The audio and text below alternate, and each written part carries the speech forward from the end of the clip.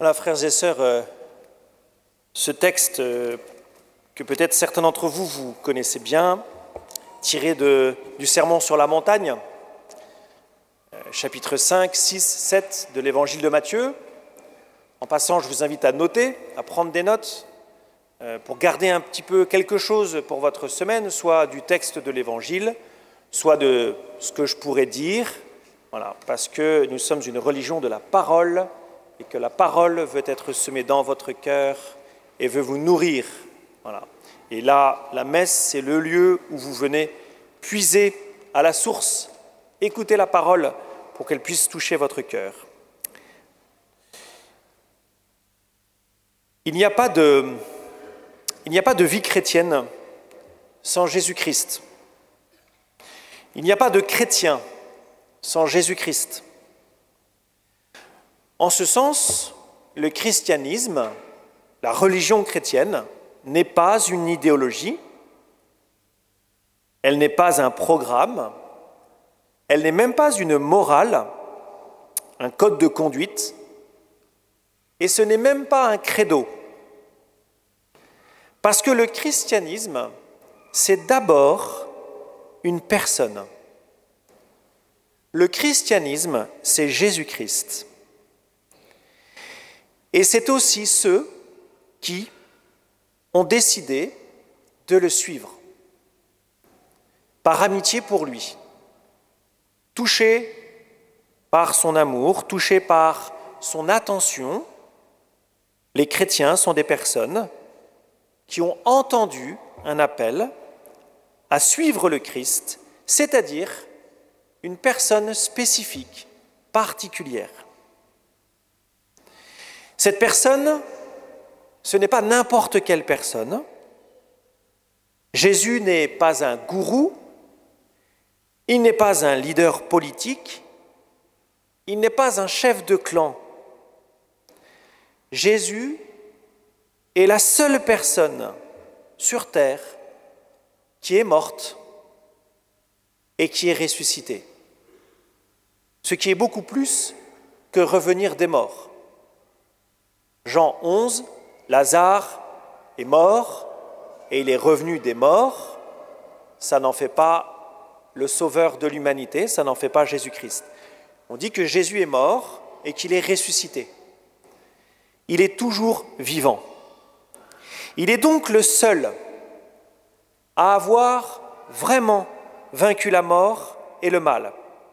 Il est le seul à avoir sondé les profondeurs de l'existence humaine, les profondeurs du cœur humain, comme saint Paul le dit à propos de l'Esprit Saint, l'Esprit de Jésus, qui sonde même les profondeurs de Dieu. Et donc, frères et sœurs, suivre Jésus-Christ, c'est-à-dire devenir chrétien, devenir disciple de Jésus-Christ, c'est recevoir une vie nouvelle. C'est recevoir une vie nouvelle. Cette vie, elle n'est plus fondée, construite, menée à partir de vous, à partir de vos sentiments, à partir de vos jugements, à partir de vos impressions, de vos plans, à partir de votre raison. Mais c'est une vie qui vient de lui et qui est construite sur lui, Jésus. Une vie qui n'est plus conduite par la peur, la culpabilité, la recherche du plaisir immédiat, mais une vie conduite par l'Esprit de Jésus. L'enjeu fondamental de la vie chrétienne, ce n'est pas l'obéissance à des commandements.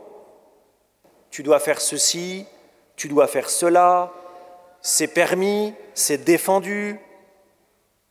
La vie chrétienne, c'est la dépendance vis-à-vis d'un autre que nous, d'un autre que moi, d'un autre qui m'aime infiniment. Et en réalité, ça, c'est beaucoup plus exigeant qu'une vie morale. C'est beaucoup plus exigeant qu'une vie fondée sur du permis et du défendu. Parce que je suis aimé infiniment, parce que vous êtes aimés infiniment tel que vous êtes, là est votre bonheur. Cette vie que propose le Christ conduit au bonheur. Le texte que vous avez entendu, qui donc est une explication des 10 commandements par Jésus. Ce texte, en réalité, ce discours commence par les 8 béatitudes. 8 façons d'être heureux selon Jésus-Christ. Mais parce que vous êtes aimés, parce que le Christ veut vous donner son propre bonheur, vous n'en avez plus la responsabilité. Vous n'avez pas la responsabilité de votre propre bonheur. Vous n'avez pas à vous battre pour devenir des parfaits. C'est le Christ qui veut faire de vous des parfaits, selon son esprit. C'est le Christ qui veut vous rendre heureux. Ce n'est pas vous. Si vous menez votre vie à partir de vous-même, à partir de vos propres rêves, vous vous épuiserez et vous n'arriverez à rien. Jésus dit ceci, toujours dans l'évangile de Matthieu, « Venez, vous tous qui peinez sous le poids du fardeau. » C'est vous, c'est moi. « Venez, vous tous qui peinez sous le poids du fardeau. » Et moi, Jésus, je vous soulagerai. En un mot. Je vous soulagerai. Moi, Jésus, je vous soulagerai. Si un jour, peut-être, vous avez fait cette expérience très angoissante de vous perdre dans une forêt, en montagne, vous avez fait l'expérience d'une vie perdue. Vous avez expérimenté à ce moment-là ce qu'est être perdu, ce qu'est être conduit à la mort si personne ne vient vous sauver.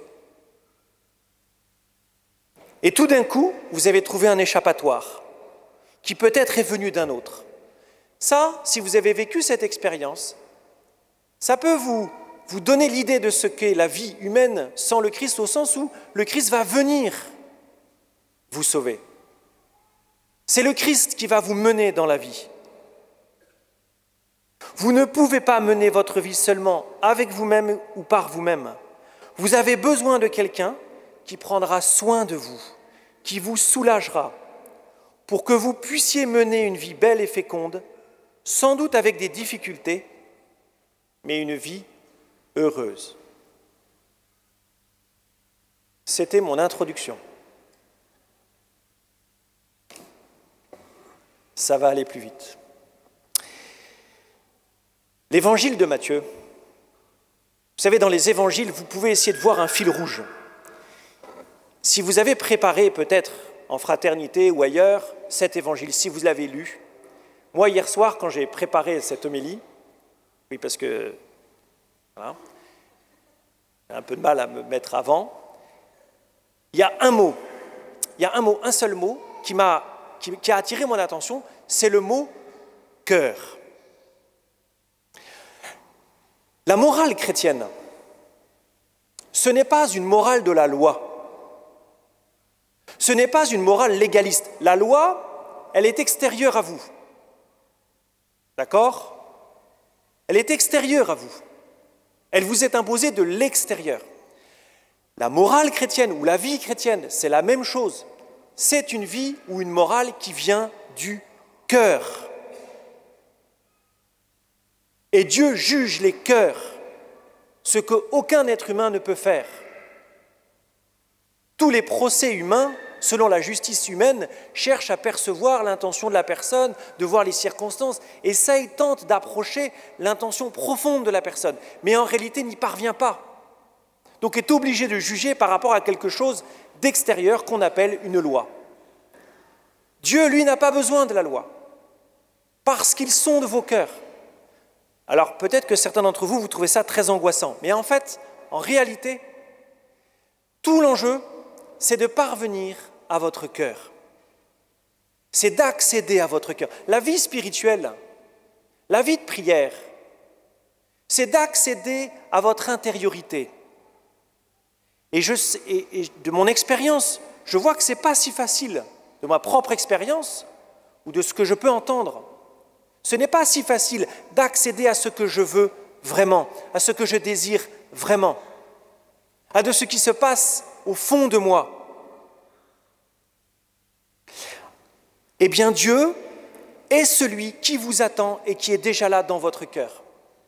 Plus vous irez en profondeur en vous, plus vous serez proche de Dieu et plus vous l'entendrez clairement.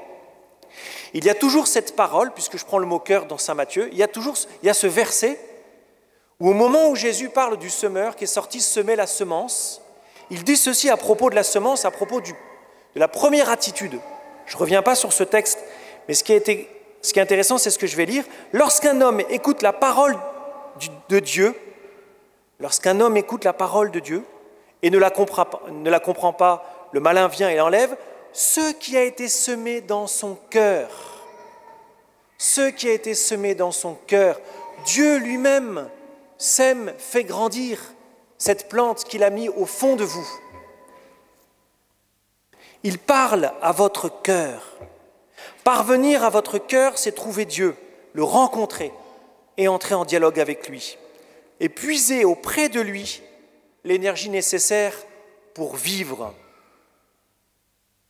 Vous savez, dans le texte que vous avez entendu, il y a toujours « il vous a été dit », et là vous avez une loi objective. Et moi je vous dis, Jésus vous dit, obéir à la loi, ce n'est pas chrétien, ce n'est pas ça qui fait le chrétien. Ce qui fait le chrétien, c'est ce qui vient du cœur.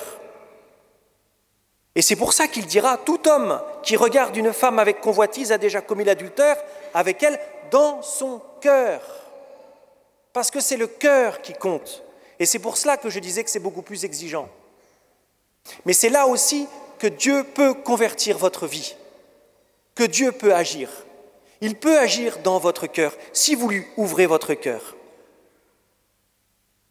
Certes, la plupart d'entre vous, vous n'avez jamais tué qui que ce soit. Pourtant, regardez votre cœur. Eh bien, votre bonheur, il commence là. Agissez selon votre cœur et pas selon la loi. Le risque, c'est d'être double. C'est d'obéir à une loi, de faire bonne figure, alors qu'au fond, dans notre cœur, nous ne sommes pas en cohérence. Jésus dira aussi, dans l'évangile de Matthieu, chapitre 12, « C'est de l'abondance du cœur que la bouche parle. » Ou encore, au chapitre 18, « C'est ainsi que mon Père céleste vous traitera si chacun de vous ne pardonne à son frère de tout son cœur. » Mais ce cœur, il n'est pas de votre responsabilité de le convertir, parce que Jésus, c'est lui qui veut convertir votre cœur. Votre responsabilité, c'est de le laisser entrer. C'est de lui dire « Oui, Seigneur ».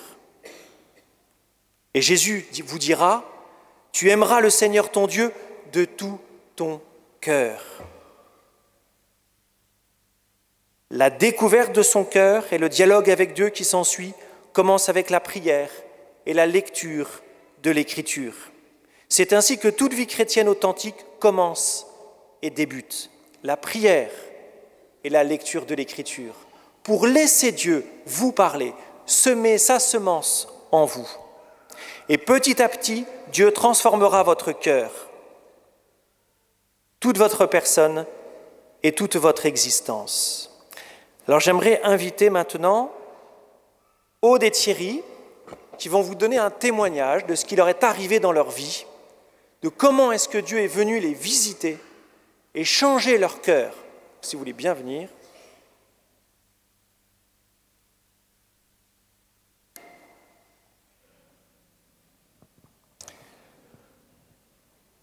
On va prier pour eux, parce que ce n'est pas si simple de témoigner devant vous. Voilà. Donc, voilà, on va demander à la Vierge Marie de protéger leur cœur et le vôtre, pour que vous puissiez entendre, écouter ce qu'ils ont à vous dire. Je vous salue Marie, pleine de grâce, le Seigneur est avec vous. Vous êtes bénie entre toutes les femmes. Et Jésus, le fruit de vos entrailles, est béni. Sainte Marie, Mère de Dieu, priez pour nous pauvres pécheurs,